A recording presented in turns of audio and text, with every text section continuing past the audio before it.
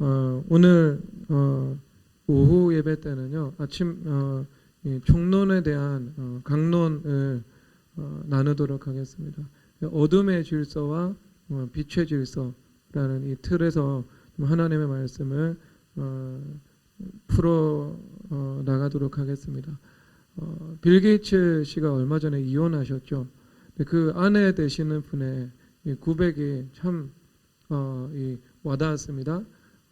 자기의 남편 이 빌 게이츠가 마이크로소프트가 성공하면서 그 MS와 이 빌 게이츠의 또 다른 자아가 서로 결부가 되어서 강화되고 있는 것을 자기가 보았다고 고백을 하더라고요. 그때 썼던 단어가 페르소나라는 단어입니다. 이것은 이제 부인만이 알 수 있는 거죠. 두 자아가 있다는 거죠. 빌 게이츠의 실제 자아가 있고 또 마이크로소프트와 결부된 포장되고 위장되고 또 대중에 의해서 만들어진 자아가 있다는 겁니다.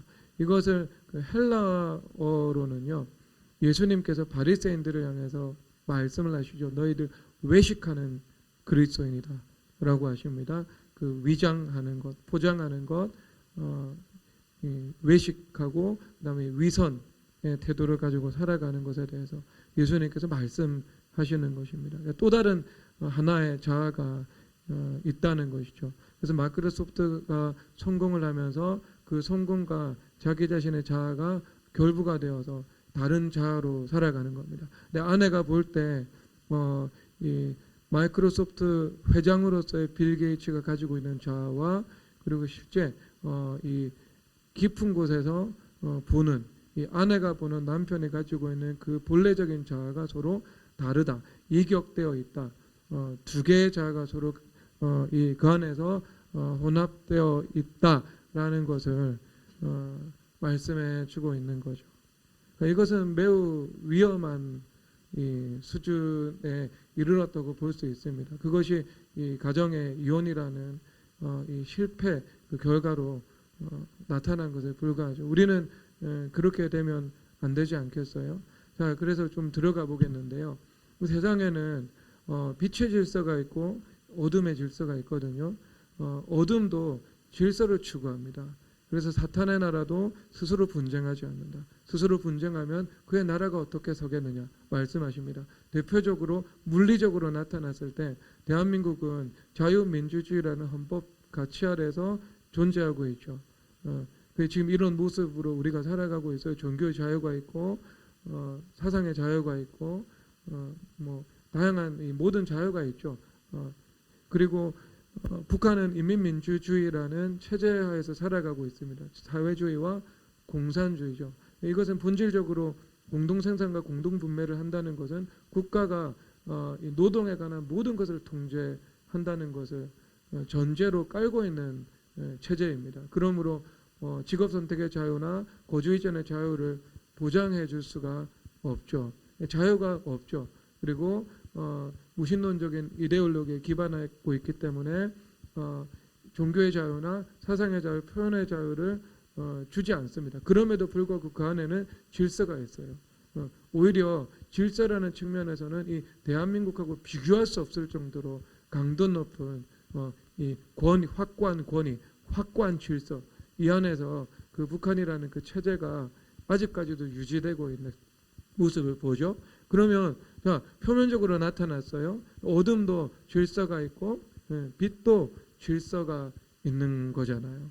원래 이 온수마귀는요, 불법을 통해서 질서를 운영을 합니다.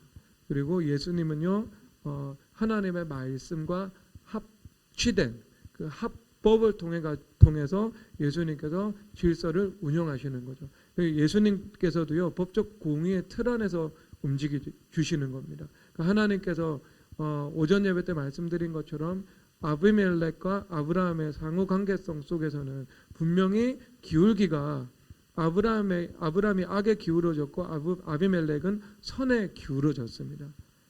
그 둘 사이의 관계에서 보면 아브라함은 죄를 지었고 아비멜렉은 죄를 지은 것이 아무것도 없죠.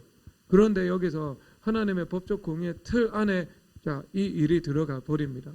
그냥 자연적으로 존재하면, 자연적으로 이 상황에 존재하면은요, 원수 마귀가 아브라함이 거짓말을 한 그 거짓말이라는 그 죄와 실수를 통해서 영향력을 행사할 수 있게 됐던 겁니다.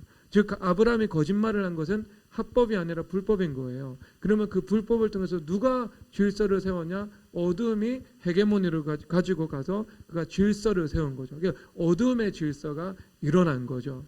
그런데 그 상황 가운데 아브라함이 언약의 피를 의지했죠. 회개하면서 그 언약의 피를 구했습니다. 그러면 그 언약의 피를 통해서 그가 속죄를 받고 무죄 선고를 받고 칭의를 받았습니다. 그러니까 죄가 없는 자, 의로운 자가 된 거예요. 그러면 어떻게 다시 법적 공의의 틀 안에서 그 불법은 사라지죠. 그리고 합법이 이루어지는 겁니다. 어둠은 더 이상 그에게 권위와 영향력을 행사할 수 없게 되죠. 그래서 어둠의 질서는 사라지게 되는 것이고 빛의 질서가 세워지게 되는 겁니다. 그러면 이제 여기서 볼 때 어둠은 즉 불법을 통해서 본인의 질서를 가동하고요. 빛은 합법을 통해서 법적 이 본인의 질서를 운영해 나가는 겁니다. 그런데 이 둘 다 하나님의 법적 공의라는 그 틀 안에서 이루어지는 거죠. C.S. 루이스가 나냐 연대기를 쓰면서 그 둘째 아들이죠. 에드먼드가 자기의 영혼을 마녀에게 팔거든요. 하얀 마녀에게, 사탄에게 그렇게 팔았을 때 그가 불법에 입각해서 법적 공의의 틀 안에서 피터의 목숨을 주장하는 거예요. 그때 사자는 피터를 구원하기 위해 에드먼드를 구원하기 위해서 본인이 그 돌 제단 위에서 죽잖아요. 그리고 그가 죽는 것을 통해서 그 돌 제단까지도 함께 깨트려지게 되는 거잖아요. 그러니까 그것은 율법이 힘을 잃어버리게 되었다. 더 이상 그를 정죄하고 고소할 수 없고 우리는 그리스도의 십자가의 희생 안에서 용서와 자유를 얻게 되었다. 이것을 말씀해 주고 있는 거죠. 여러분 이것도 결국 이런 이 질서의 문제 안에서 이루어지는 거예요. 자, 그러면 이거 중요한 이야기가 잘 들으세요. 반지의 제왕에서 보면 그 사루만이라는 거짓 선지자가 있죠. 이 사람도 이 어둠의 선지자였죠. 그리고 간달프는 빛의 선지자의 예표적인 인물로 등장을 합니다. 근데 둘 사이에 서로 대화가 주고받아요. 그래서 사루만이라는 거짓 선지자가 간달프를 회유합니다. 미혹해요. 무엇이라고 말하면서 너도 추구한 네가 추구하는 것과 내가 추구하는 것은 서로 하나다고. 그것은 바로 질서다고. 네가 저 나태하고 저 어리석고 저 힘이 없는 사람들을 통해서 이룰 수 없는 질서를 지금 나와 함께하면 그 질서를 이룰 수 있다고. 방법은 조금 다르지만 이렇게 이야기를 하고 있다니까요. 사르만도 질서를 이루려고 했고 간달프도 질서를 이루려고 했어요. 그런데 사르만이 이루려고 하는 질서와 간달프가 이루려고 하는 질서는 너무나도 달랐던 거죠. 그래서 사르만이 이루려고 했던 질서는 질서가 존재하는데 그 안에 내용은 영적인 속성은 폭력이 있고 강압이 있고 이 지배적이고 미움이 있고 분노가 있고 겨울의 세상이고 그런 세상이었던 거죠. 그러나 간달프가 추구했던 질서는 그 안에 사랑이 있고 존중이 있고 자유가 있고 권위가 있고 그리고 합당한 권위에 대한 존경과 순종도 있고 그 다음에 그런 이제 이 선이 있고 그 다음에 그 푸른 초장과 같은 그런 질서를 간달프는 추구했던 것이죠. 그래서 여러분 같은 질서인데 너무나도 다르죠. 오늘 하나님의 말씀 중에 하나를 똑 빼오면 오전 예배 때 주셨던 말씀 중에 하나를 탁 이렇게 추출을 하면 그 중에 하나가 우리가 적극적으로 하나님께서 우리에게 주신 권위를 행사해야 된다는 거잖아요. 그래서 영적 세계 가운데 죄를 다스리고 원수 마귀를 다스릴 수 있는 그 권위가 있고 우리 가운데 물적인 세계 가운데에서도 우리가 왕 같은 제사장으로서 만물과 만민들 이것들을 우리가 다스릴 수 있는 합법적인 권위가 있는 거잖아요. 그리고 하나님께서 나에게 줄러지어진 구역이라면 가정이든 기업이든 내가 적극적으로 권위를 행사하여서 그 안에 선을 이루고 하나님 나라를 이루어야 한다는 것이 우리의 마땅한 사명이다라고 말을 했습니다. 그런데 우리가 이 권위를 행사함에 있어서 어떤 방식으로 행사를 하게 되면 우리가 어둠의 질서를 만드는 것이 되는 것이고요. 또 어떤 방식으로 내가 이 권위를 행사하면 예수님 중심으로 빛의 질서를 이루는 일들이 되는 거잖아요. 그러니까 이것은 겉으로는 똑같은데 아주 속으로는 다르죠. 그래서 어둠의 질서는 자기 중심의 나라, 자기 중심성으로 구축되는 나라고요. 그리고 빛의 질서는요, 예수님 중심으로 구축되는 나라다. 이렇게 말을 할 수가 있겠죠. 그러면 이게 무엇이 이루어져야 되는가? 이것은요, 우리의 자아가 와해되어야 합니다. 옛 자아가요. 왜 옛 자아가 아마 여러분들 가운데 그 빌 게이츠 씨가 가지고 있었던 페르소나의 문제를 가지고 너무 고통하는 사람들은 그다지 많이는 없을 거예요. 여러분들이 가지고 있는 본래적인 자아가 있고, 그 다음에 여러분들이 무언가 이 가공된, 위장된, 포장된 다른 자아로, 그 이중적인 자아로 살아가는 사람들은 그렇게 많지 않다고 저는 생각을 합니다. 우리 교회 연예인도 없고, 아니면 정치가도 없고 그렇잖아요. 그렇기 때문에 그러면 이제 그 정도의 문제는 아니다 하더라도 모든 사람들이 우리가 가지고 있는 죄성과 그 다음에 새 사람의 본성이라는 그 두 가지 본성이 아직까지 이 혼합이 되어서 살아가는 죄를 회개하고 있는 그 입장에서 우리도 비추어 볼 바는 있는 것이죠. 때를 그럴 수도 있잖아요. 여러분들이 만약에 좋은 학교를 다닌다면 그 학교와 내 자아가 서로 결부가 되어 있는 거죠. 그것이 내 자아가 되는 거죠. 여러분들이 뭐 성공을 한다고 하면 그 성공과 내 자아가 서로 뭐 결부가 될 수도 있는 것이지요. 그렇죠. 내가 그러면 그 자아가 이 나에게는 페르소나가 될 수 있는 것입니다. 그런데 사실 그런 의미라기보다는요, 옛 자아의 모습을 가지고 있는 거죠. 자기 중심인 거예요. 그래서 오늘 말씀에서는 이 엄청난 이 중과부족의 위기를 야곱의 삶을 살아가면서 당하는 지금 상황에 와 있는 거죠. 이 상황 가운데 이 야곱이 경험을 한 것은 야곱의 죽음이잖아요. 야곱이라는 자아의 죽음이거든요. 그러니까 얼마나 그 죽음의 이 임팩트가 컸던지 주님께서는 이 사건을 통해서 회개를 받으시고 주님께서 복을 주시면서 주님께서 첫 번째로 말씀하신 것이 너는 야곱이 아니고 이스라엘이라고 확증적으로 말씀해 주신 거죠. 그래서 야곱이라는 그 옛 자아의 모습으로 살아가는 것이 아니고 이스라엘이라는 새로운 자아의 모습으로 너는 이제 살아가게 될 것이다. 이렇게 말씀을 하고 계신 겁니다. 여러분, 그래서 야곱이라는 그 자아의 속성, 그것을 가지고 내가 권위를 적극적으로 행사할 때 그 안에는 내가 빛의 질서도 구축하는 것이 있지만 그 안에 있는 그 속성, 이 어둠의 속성으로 인해서 내가 감당하는 그 영역 가운데 그 어둠의 속성, 어둠의 질서 역시 형성되는 그 통로가 열리게 되는 것입니다.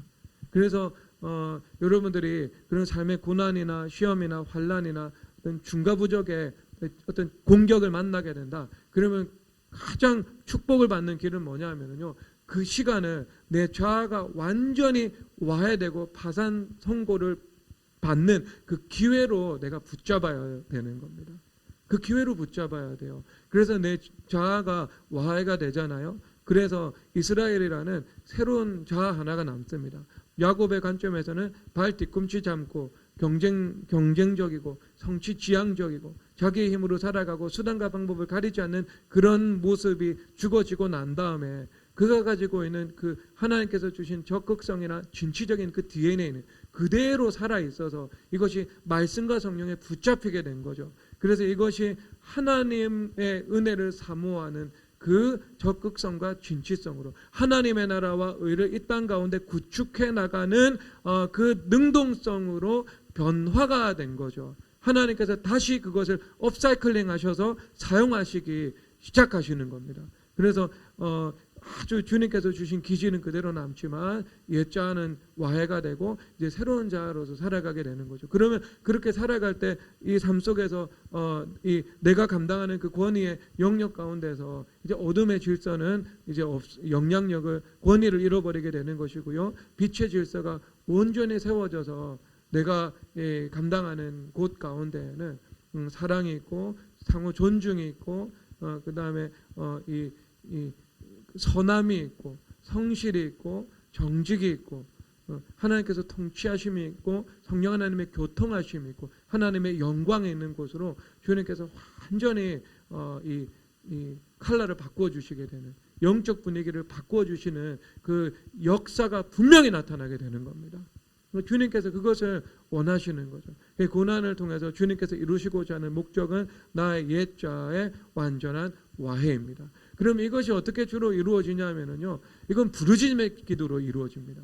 왜냐하면 내가 환난 당하고 고난 당하는 시기는요, 하나님의 은혜가 굉장히 급하고 강한 바람처럼 임하는 시간이에요. 그러니까 은혜를 받을 수 있는 기회예요. 주님을 만날 수 있는 기회입니다.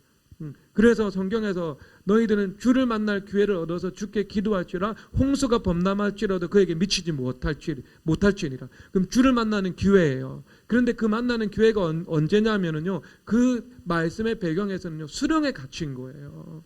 수령에 갇힌 거. 수령에 갇힌 거. 육신을 가지고 살아가는 사람이 내가 죄 때문에 그렇든 실수 때문에 그렇든 내가 해결되지 못한 옛 죄, 자아의 문제 때문에 그렇든 내가 영적이고 물적인 수렁 속에 갇혀버린 거예요. 그래서 그 상황 가운데 하나님께서 구원해 주시지 않으면, 하나님께서 나의 도움이 되시지 않으면 내가 이것으로부터 탈출할 수가 없어요. 그 상황 속에서 하나님 앞에 그 상황 자체가 뭐라고요? 주님을 만날 수 있는 기회라고요. 그래서 그 기회를 붙잡아서 어떻게 해야 되냐면 부르짖어야 됩니다.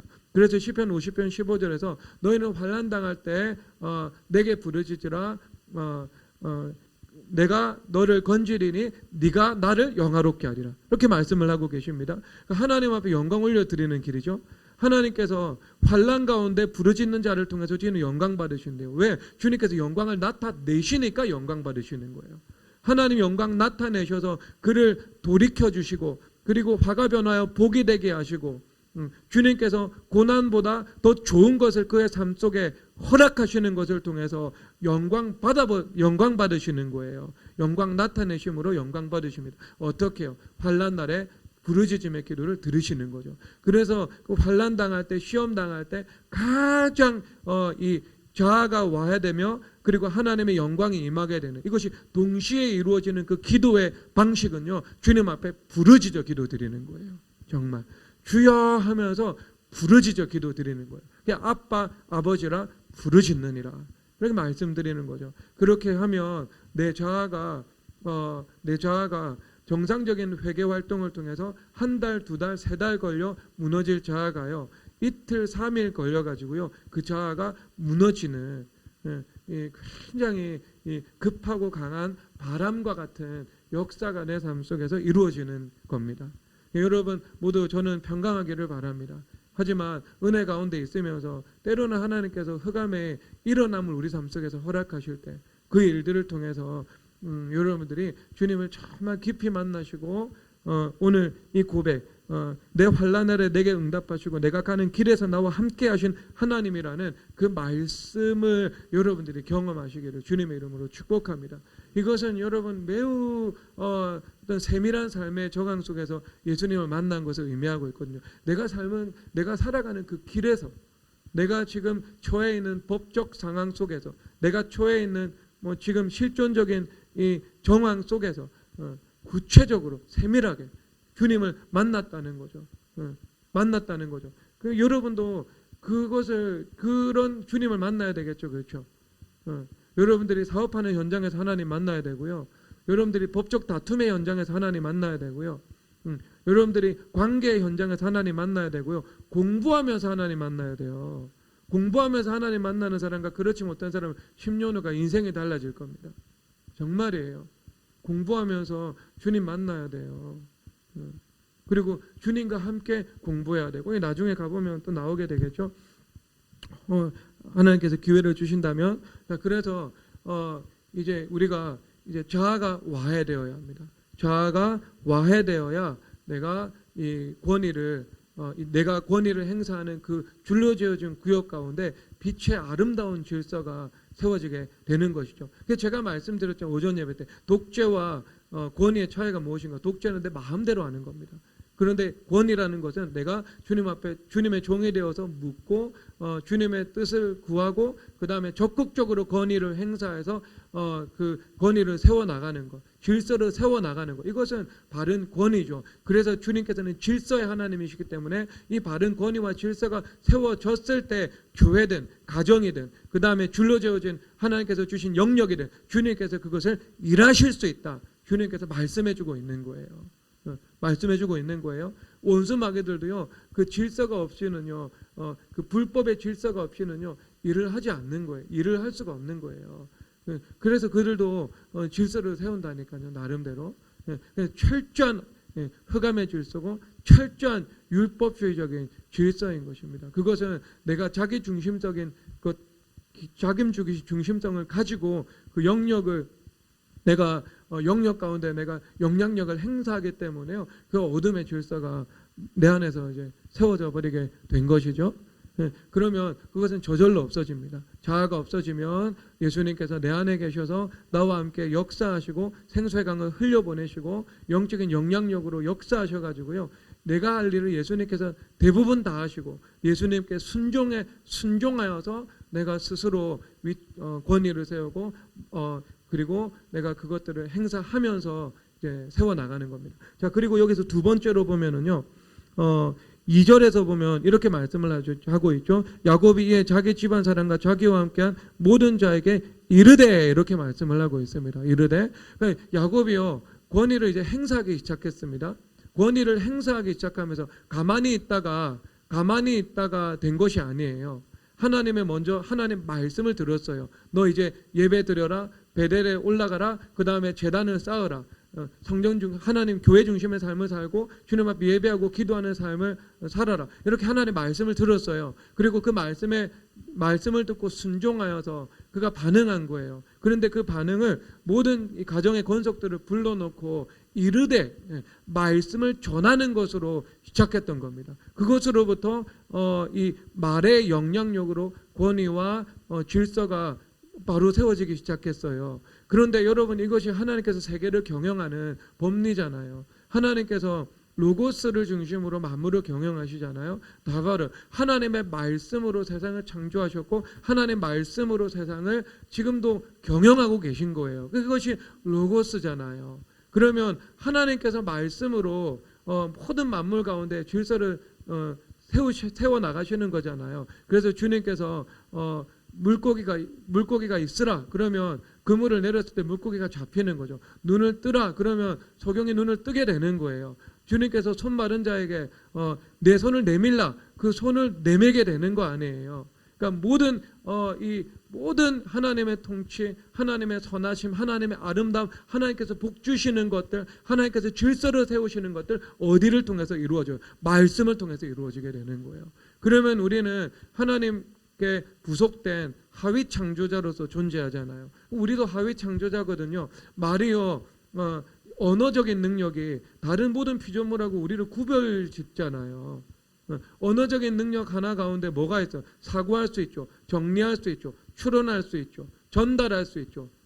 지식을 축적하고 지식을 전파할 수 있는 것이죠. 그런데 이 모든 것이 무엇을 통해서요? 언어라는 기능을 통해서 이루어지는 거잖아요. 그러니까 여러분이 언어가 인간 피조물의 핵심적인 기능입니다. 그래서 이 피조물, 인간 이 하위 창조자인 사람도요, 말을 통해서 만물, 만민 이것을 다스려 나가기 시작하는 거예요. 권위를 그러면 여러분들이 줄로 지어진 구역 가운데 권위와 영향력을 행사해 나가는데 무엇으로 행사한다고요? 말로써 행사하는 거예요. 그러면 이 말로써 행사하는데 이것이 영적인 차원에 전개되는 것, 물적인 차원에 전개되는 것, 이 두 가지는 서로 하나로 이루어지게 되어 있습니다. 하나로 이루어져, 말 하나를 가지고요. 이것이 영적인 차원에서 이루어지면, 우리가 하나님의 말씀을 선포하면 그 선포하는 대로 그대로 이루어지는 거죠. 영적인 세계 속에서. 그러면 나의 줄로재어진 구역 가운데 하나님의 주권과 통치와 영광을 선포하면 그 주권과 통치와 영광이 선포한 대로 나타나는 거예요.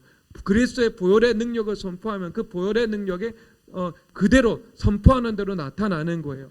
그리고 만약에 영적인 세계는 하나님의 법으로 운영되는 세계이기 때문에요, 내 안에 불법이 있으면 그 불법이 죄와 원수 마귀의 세력들이, 그러니까 그 불법이라는 죄를 통해서 원수 마귀가 나의 삶 속에 어둠의 질서를 가동할 수 있는 근거를 내 편에서 마련해 준 거잖아요. 그럴 수 있어요. 여러분 자책하지 마세요. 우리는 인간이고 우리는 육신을 가지고 살아가는 사람들이기 때문에 죄와 실수가 존재하죠. 마치 상수와 같은 변수로 존재하는 것, 이것이 우리의 인생이잖아요. 그러나 주님의 절대 상수로 존재하는 것은 하나님께서 우리에게 베풀어 주신 언약, 신실하신 하나님이 이루어지죠. 그리고 절대 상수로 존재하는 것, 우리 옆에 무엇이 있어요? 십자가가 있다는 것, 이것은 절대 상수잖아요. 그래서 예수님께서 말씀을 하시기를 우리를 분리하게 하는 법조문으로선 계명의 증서를 지우시고 제하여 버리시고 십자가에 못 박으시고, 그 다음에 통치자들과 권세들을 무력하여 드러내고 구금거리로 삼으시고 십자가로 그들을 이기셨다, 이렇게 말씀을 하고 있거든요. 이 말씀의 핵심은 원수 마귀의 기반은 죄인데 그 죄라는 것을 주님께서 무너뜨리신 거예요. 무너뜨리신 거예요. 그 원수 마귀의 세계에 무엇이 일어났어요? 지진이 일어난 거예요. 대지진이 일어났다고, 이미 십자가에서. 그러면 내가 좀 살아가면서 죄짓 아브라함처럼 죄가 있고 실수가 있을 수 있는데 그 일들에 대해서 그 하나의 일들에 대해서 주님 앞에 회개하는 거예요. 그 하나의, 그 태생적인 의료가 되는 그 하나의 일, 그것을 회개하는 거예요. 그러면 그 회개하는 것과 동시에 그 표면의 일은요, 십자가와 옮겨지게 되어 있어요. 그리고 원수 마귀들은요, 그 불법이라는 그 법리를 타고 오는 거 아니에요. 그 법리를 타고. 그러니까 그게 그 법적 기반과 법적 원리가 사라졌어. 그 안에 그 사람들이 움직일 수 있는 근거가 사라졌어요. 그러니까 그 상황 속에서는요, 하나님의 주권과 능력과 보혈을 선포하면 원수 마귀들의 진영은요 초토화가 되는 거예요. 그건 이틀의 기도, 3일의 기도만 해도 가능합니다. 우리 자아가 붕괴되는 것은요, 사실상 적지 않은 기도의 축적이 필요하거든요. 적지 않은 굉장히 많은 회개가 필요합니다.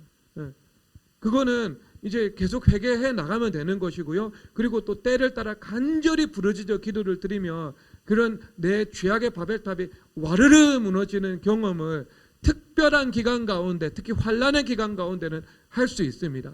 그런데 일반적으로는요, 그런 율법주의를 무너뜨리는 기도는요, 부단한 회개와 보혈 찬송과 기도를 통해서 이루어지게 되는 거예요. 그러나 단 원수 마귀들이 나에게 틈을 타고 온 그 법적 틈이 있거든요.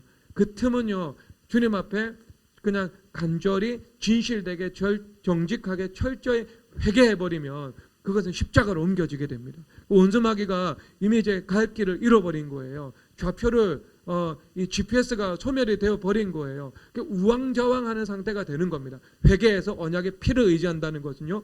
그리고 나서 내가 그리스도의 보혈의 능력을 선포하고 찬송하고 높이고 그렇게 하는 겁니다. 그러면은요, 어떻게 되는가? 영적인 역전과 전복이 일어납니다. 그것이 5절에서 나타나는 크게 두려워하게 하셨으므로의 사건인 거예요.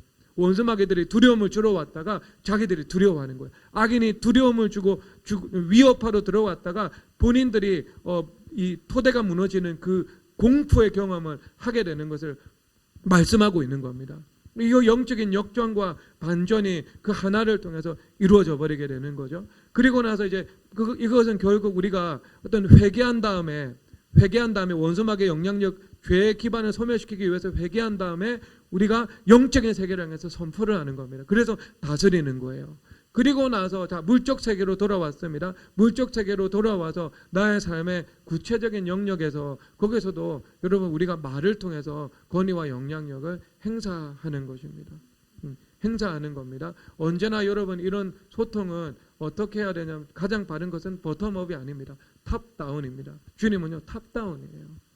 탑다운이에요. 그러니까 바른 권위가 세워지고 그 권위가 예수님 중심으로 그 권위를 행사하면서 적극적이고 능동적으로 그 권위와 질서를 세워나가는 거죠. 그렇게 될 때 그 안에, 그 권위와 질서 안에서 사람들이 조화, 그 다음에 아름다움, 선함, 안전, 소속감, 상호 존중, 겸손, 사랑, 권위에 대한 존중, 뭐 이런 것들을 요구하는 거예요. 그런데 여러분, 이것이 예수님께서 의도하신 사회예요. 그래서 하나님께서 레위기를 통해서 말씀을 해주시기를 너희들이 센 머리 앞에서 일어나라 이렇게 말씀을 하고 있어요. 센 머리, 흰머리, 너희들이 흰머리 앞에서 일어나라고. 그러니까 노인들을 공경하고 존중할 줄 알아야 된다. 이게 하나님께서 만드신 그 율법의 아름다운 사회의 모습이에요. 늙은이를 보고 꼰대라고 말하는 사회가 아름다운 사회가 아니고요. 그 늙은이들의 경험과 이 지혜가 존경받고 존중받을 수 있는 그 사회가 아름다운 사회다라고 말을 하는 거죠. 여러분 여기에 어떤 뉘앙스가 담겨 있어요. 그때는 이제 그런 흰머리들은 거의 장로들이잖아요.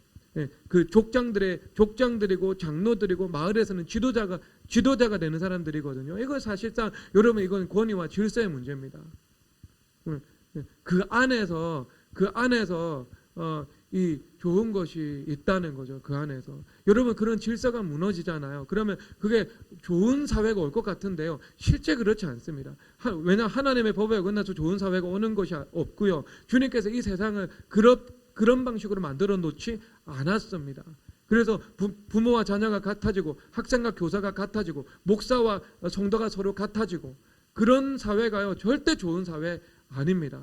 오히려 원수마귀가 그 무질서를 통해서 헤게모니를 붙잡고요 죄를 증강시키고 그리고 악이 성행하게 되는 사회이죠. 여러분 그렇습니다. 죄는 연쇄작용으로 일어나게 되어 있습니다. 그래서 소돔에 예수님께서 소돔을 심판하는 법적 근거는요 동성애였습니다.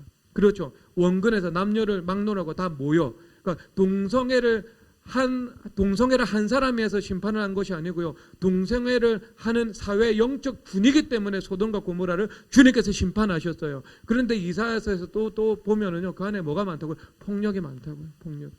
질서가 무너지잖아요. 그러면 그 질서가 무너지면은 그 안에 음란의 죄도 나타나기 시작하고요. 그 다음에 폭력적인 죄도 나타나기 시작합니다. 죄는 연쇄적인 거예요. 불법은 그래서 성경에서 뭐라고 말씀을 하세요? 너희들이 다툼이 일어날 때 시비가 있을 때 그 다툼을 그치라 이렇게 말씀을 하고 있거든요.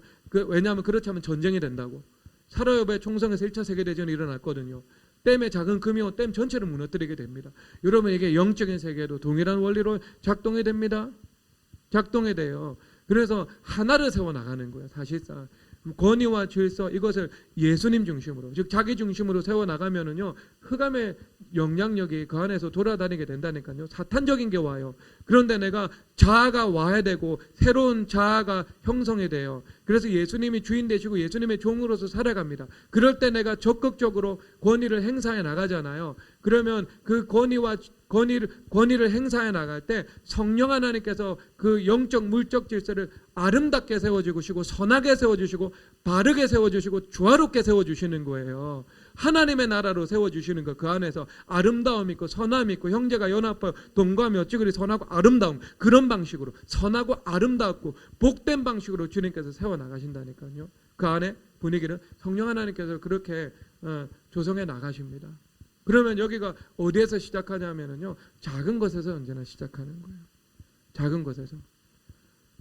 작은 것에서 예를 들어서 여러분들이 이제 강단에 교회 오잖아요. 그럼 교회 왔을 때 제가 여러분들에게 이 말씀을 전합니다. 여러분 설교 들을 때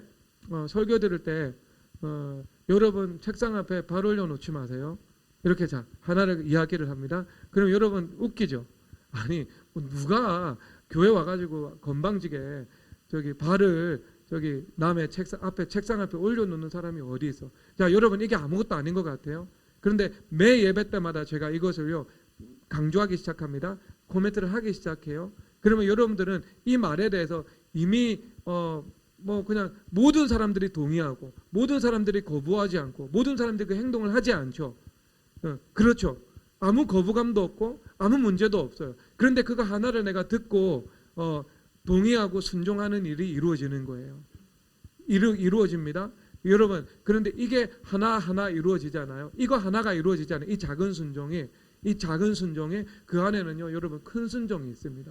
그러면 그 다음에는요 여러분들이 예루살렘으로 가자고 하면 예루살렘으로 가고요, 갈릴리로 가라고 하면 갈릴리로 가고요. 그런 일들이 이루어지게 되는 거예요. 뭐 예를 들어 뭐 군대로 따지면 적의 포병 이 삼면이 포병 부대로 둘러싸여 있는 그 진영 한가운데로 진군하라고 명령을 하면은요, 실제 그런 죽음의 명령 앞에서도 그것을 따르는 일들이 이루어지게 됩니다. 하나 작은 것 안에는 언제나 큰 것이 있어요. 겨자씨 원리잖아. 겨자씨 안에는 하나나라의 큰 나무가 있는 것처럼. 그러면 여러분 이렇게 세워 나가는 거예요. 가정에서 질서 세우는 것도요, 간단한 처음에요 작은 것으로 질서 세워 나가는 거예요. 우리 가정 가운데, 우리 가정에서는 어떤 질서를 세울 수 있는 거예요. 집안에 들어왔을 때 신발을 정리한다, 이런 거. 그러면 이 신발을 정리한다, 이거 하나의 아이들이 순종하기 시작하잖아요. 나머지 전체에 대해서 순종합니다. 자, 이 말을 왜 하냐 하면은요, 집안에서 신발 정리 잘하라고 하는 말은 절대로 아니고요. 하도 안 하겠죠. 나종 같은 애들은요. 여러분 기업에서 이제 경영을 하고 직원들이 오기 시작하잖아요. 그리고 그 직원들에게 모든 사람들이 동의하고 인정할 수 있는 그 하나의 메시지를 통해 가지고요, 나머지 전체 영적 분위기까지요 바꿔 나갈 수 있는 거예요. 주장해 나갈 수 있는 거예요. 그거는 여러분들이 생각을 해야 되는 거겠죠. 우리 직장에 왔을 때 정말 당연히 어떤 내교가 있고 내교를 따라야 되는데 100가지 내교를 말하면 누가 그거 보고 있어요. 딱 보면서 안 보는 거예요. 그거는 의미가 없어져요. 그러니까 정말 중요한 거 처음에는 하나만 이제 이야기를 하기 시작하는 거예요. 우리 회사에 왔을 때 중요한 거 한 가지. 우리 회사에 왔을 때 중요한 거 뭐가 있겠어요? 요즘에 블라인드 같은 비방하는 것들, 이것이 참 큰 문화잖아요.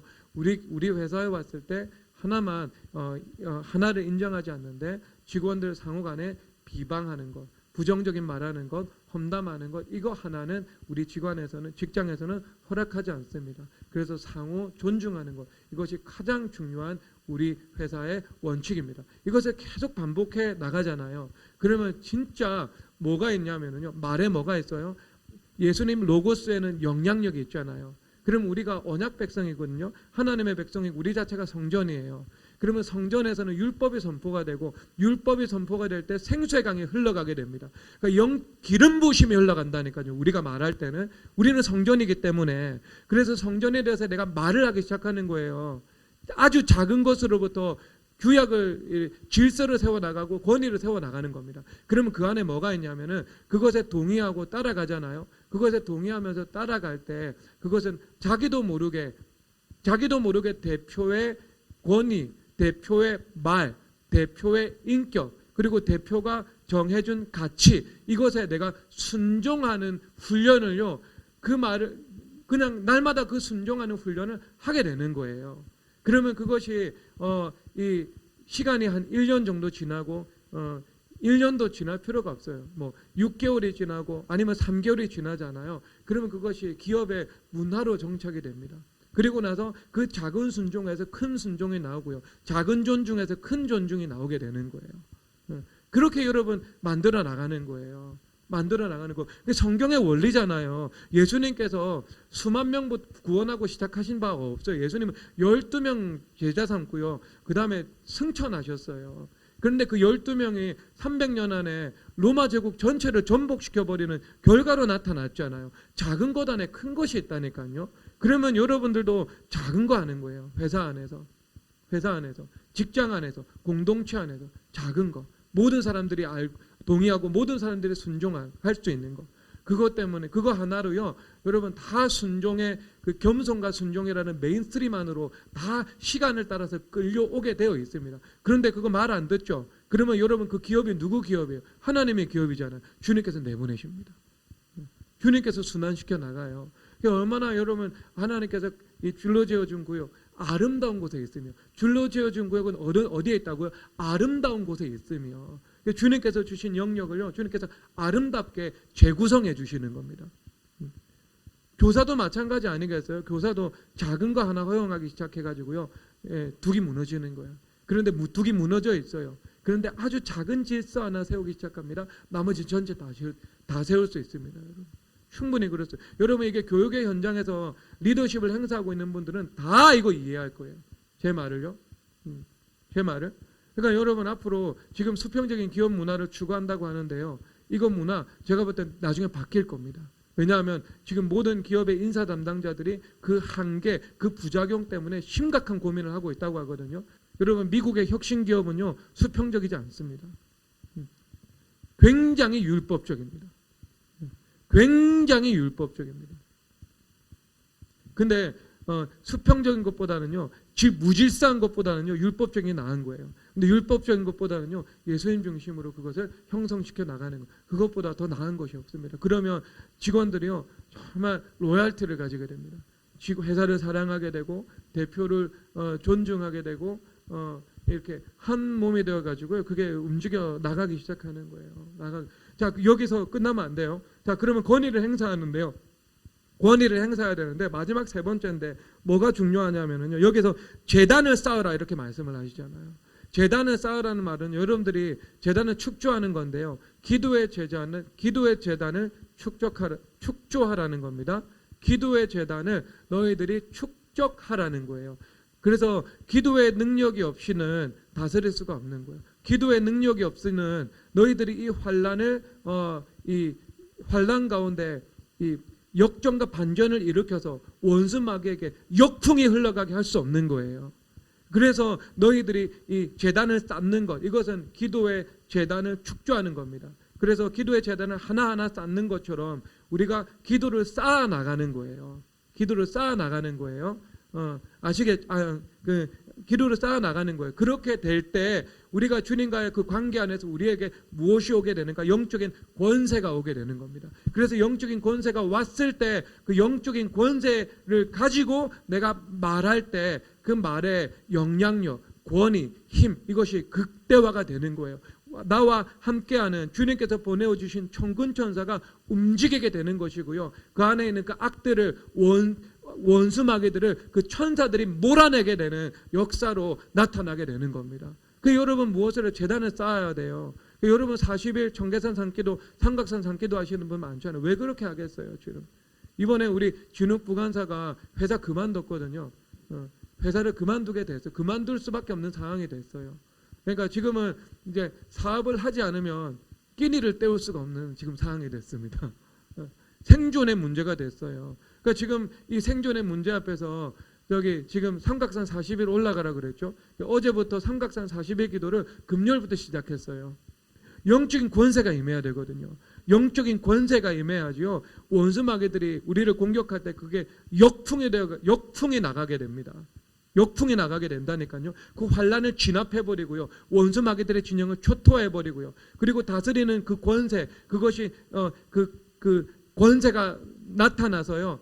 어떤 이 사람들이 그 교회 앞에 굴복되는 것처럼 그 영적 권위와 영향력 앞에 굴복되고 따르게 되는 일들이 벌어지게 되는 거예요. 그래서 성경에서 너희들이 하나님의 성령을 힘입어 귀신을 쫓아내는 것이면 하나님의 나라가 너희에게 임하였느니라. 하나님의 나라는요, 물적 세계 속에 임하는 거잖아요. 그렇죠? 그래서 세간을 늑탈하는 거 아니겠어요?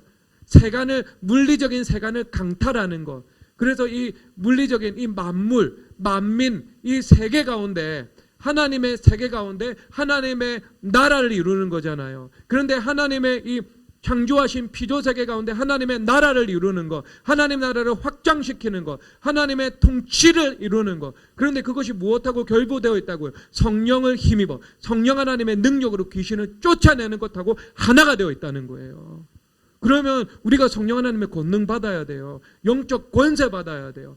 여러분 40일 동안 산기도하는 것은요, 영적 권세를요, 아주 이 집약적이고 집체적인 그 기도의 훈련을 통해서 주님 앞에 받는 겁니다. 그래서 그것을 받아서 성령 하나님의 그 권능, 영적 권세가 임하게 되는 것이고요. 그 권세가 있기 때문에 어떻게 돼요? 그 권세가 있기 때문에 사방 모든 백성들이 두려워하게 되는 거예요. 두려워하게 되는 것, 그리고 영적인 세계를 평정하게 되는 것이고요. 물적 세계 가운데 하나님의 그 다스림의 분명한 결과와 증거들이 나타나는 겁니다. 여러분 영적 권세 받아야 돼요. 그 생명을 걸어야 됩니다. 여러분 그래서 영적인 권세를 받는 것하고 받지 않는 것하고 너무 차이가 나죠. 여기 한번 보세요. 야곱이 밧단 아람에서 돌아오면 하나님이 다시 야곱에게 나타나서 그에게 복을 주시고 9절입니다. 자, 여러분 하나님께서 어디에서 복을 주셨어요? 베델에서 복을 주셨어요. 베델은 하나님의 집이에요. 교회예요. 교회, 성전은 교회니까. 그리고 교회와 함께 내가 살아갈 때 내가 성전이 되는 거니까 서로 이것은 하나입니다. 근데 거기서 예수님께서 복을 주셨대요. 여러분, 예수님 복 주셔야 됩니다. 예수님 복 주셔야 돼요. 예수님께 복 받지 않고서는요, 여러분 살아갈 수 없어요. 이미 살아갈 수가 없습니다. 여러분, 물고기 잡는 사람이 되라고 했잖아요. 내가 물고기를 주는 것이 있고, 그 다음에 물고기 잡는 방법을 가르쳐 주는 것이 있고, 물고기 잘 잡는 사람이 되는 것이 있고, 셋 중에 뭐가 제일 나은가? 물고기 잘 잡는 사람 자체가 되는 게 제일 좋은 거잖아요. 그렇죠? 첫 번째, 두 번째보다는 비교할 수 없을 정도로 낫죠. 첫 번째, 두 번째는요, 물고기 주는 거, 그냥 뭐 물고기 주는 거죠. 그 다음에 물고기 잡는 방법, 이거 방법론에 관한 거잖아요. 방법론, 메소돌로지. 근데 물고기 잡는 사람이 되는 거, 내가 그런 사람이 되는 거 아니에요. 하늘의 사람이 되는 거. 그러면 내가 그런 사람이 됐어요. 그러면 물고기를 잡는 거죠.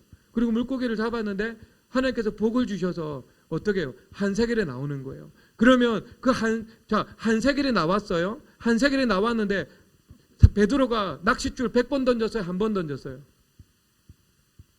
100번 던졌으면 율법주의예요. 내 힘으로 한 거예요. 그런데 베드로는 물고기 한 번 던졌어요. 한 번 던졌는데 입을 열었더니 뭐가 나왔어요? 한세겔에 나온 거예요. 이게 은혜의 삶입니다. 그러면 그 은혜의 삶은 어디에서 살아가는 거예요? 물고기 잡는 사람이 되는 것, 내가 성전이 되는 거예요. 그 다음에 내가 물고기를 잡았는데 한세겔이 있다. 그것은 주님 앞에 복을 받은 거예요. 그런데 이것이 어디 터전에서 이루어졌어요? 베델, 교회 중심에서 이루어진 거예요. 여러분, 교회 중심의 삶을 살아가면 여러분 30배, 60배, 100배입니다. 여러분들이 하는 일보다 예수님께서 더 큰 여러분들의 어떤 한계, 제한, 이것을 뛰어넘어서 초월적으로 예수님께서 일하십니다. 예수님 만들어서 일하신다니까요. 사람 외모를 보고 내가 중심을 본다고. 양떼 치는 데서 다윗을 데려다가 이스라엘 백성의 주권자로 삼으셨다고. 주님께서 그렇게 말씀하고 계시잖아요. 그 초월적인 일들이 나타나기 시작해요. 여러분, 이것이 은혜입니다. 하나님께서 복을 주시는 것이고요. 어디에서? 교회에서 복을 주시는 거예요. 시온에서 복을 명령하셨느니 곧 영생이로다. 하나님께서 어디서 명령하신다고? 시온에서, 교회에서 복을 명령하신다고요. 여러분, 교회 중심에 인생을 걸어야 되고 사활을 걸어야 되는 겁니다. 사활을 걸어야 돼요. 여기 내가 참 재미있는 이 구절인데요. 이게 J.R. 톨키엔이 반지의 제왕 썼잖아요. 근데 반지의 제왕을 어떻게 썼냐고 하면 본인이 연구하고 본인이 생각해서 썼다 이렇게 표현하지 않아요. 반지의 제왕의 내용이 주어졌다 이렇게 표현하고 있습니다. 외부에서 나에게 인스피레이션, 영감으로 주어졌다고. 그래서 어느 날 그러니까 그 주신 분은 하나님이세요. 하나님이십니다. 이분이 신앙인이었거든요. 그리고 그 안에 이 기독교적인 코드가 요소에 삽입이 되어 있어요. 근데 이분이 주님께서 하나의 내가 존재하고 있을 때, 내가 살아가고 있는데 주님께서 하나의 이야기를 나에게 외부에서 안으로, 외부에서 내부로 주님께서 주셨고 주어졌고 주님께서 주신 거죠. 내가 쟁취했고 주어졌고, 그리고 그 이후에는 그것이 점점 확대되었다고, 확대되고 확장되고 연결되었다. 여러분, 이것이 세계 수천 년 문학사상 손꼽히는 걸작이거든요. 그런데 이 걸작이 어떤 방식으로 나왔다고요? 물고기 낚싯줄을 던졌더니 첫 번째 물고기를 잡았는데 그 안에 한세겔이 있었더라. 하나님께서 복 주셔서 나온 거예요. 복 주셔서 나온 거라니까요. 그런데 어디에서 복을 주신다고요? 주님께서 베델에서 제단을 쌓는 그 사람에게 복을 주시는 거죠. 그러면 베델에서 살아가는 사람 어떤 사람이에요? 교회 중심의 삶인 거죠. 그러면 베델에서 살아가는 사람 또 어떤 사람이에요? 교회 중심의 삶을 살아가는 성전된 나이죠. 그리고 그 성전된 나가 어떤 사람이에요? 물고기 잡는 사람이죠. 물고기 잡는 사람이 어떤 사람이에요? 하나님 은혜로 살아가는 사람이죠. 물고기를 잡았는데 하나님께서 복을 주셔서 그의 한세겔이 있었더라. 여러분, 그 은혜입니다. 그 은혜. 여러분, 교회 중심은요 반드시 예수님께서 여러분 만물의 일들을요 주님께서 선하게 복되게 아름답게 주님께서 행해 나가실 것입니다. 장차 여러분 대한민국에 부흥이 다가오고 있습니다. 모든 사람들이 부흥이 오지 않는다, 한국계는 이제 절망이다 이렇게 말을 하죠. 그렇지 않습니다. 그것은 땅의 사고방식입니다. 하늘의 사고방식은 그렇지 않습니다. 기도하는 사람들은 그렇게 생각하지 않습니다. 왜? 성경에 언제나 가장 절망적일 때 하나님의 원대한 역사가 펼쳐졌습니다. 그러면 지금 성경적으로 볼 때 부흥이 오고 있습니다. 여러분. 부흥이 오면 여러분 부흥과 함께 이 성결한 그릇으로 준비된 그 하나님의 사람들, 하나님께서 독수리가 날개쳐 올라가는 것 같이 일어설 수 있도록 주님께서 은혜를 베풀어 주십니다. 여러분 베델에서 제단 쌓는 삶을 통해서 그 은혜의 기회를 붙잡으시고 천국의 침례에 들어가서 적극성과 진취성으로 그것을 누리시고 여러분 삶 속에 실제 땅의 삶 가운데 천국이 이루어지게 되기를 주 예수 그리스도 이름으로 축복합니다. 이 시간 찬양하도록 하겠습니다. 아까 그 예배 때 찬양 뭐 했죠? 그거 합시다.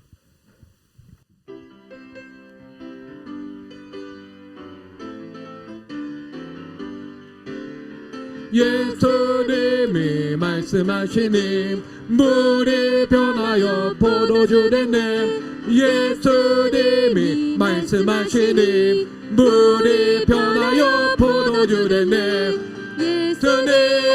예수님 나에게도 말씀하셔서 새롭게 변화시켜 주소서. 예수님이 말씀하시니 바리메오가 눈을 떴다네. 예수님이 말씀하시니 바리메오가 눈을 떴다네. 예수님 나에게도 말씀하셔서 새롭게 변화시켜 주소서. 예수님이 말씀하시니 죽은 나사로가 살아났다네. 예수님이 말씀하시니 죽은 나사로가 살아났다네. 예수님 나에게도 말씀하셔서 새롭게 변화시켜 주소서. 예수님이 말씀하시니 예수님이 말씀하시니 죽은 나사로가 살아났다네. 예수님이 말씀하시니 죽은 나사로가 살아났다네. 아멘. 예수님 나에게도 말씀하셔서 새롭게 변화시켜 주소서. 예수님이 말씀하시니 죽은 나사로가 살아났다네. 예수님이 말씀하시니 죽은 나사로가 살아났다네. 예수님 나에게도 말씀하셔서 새롭게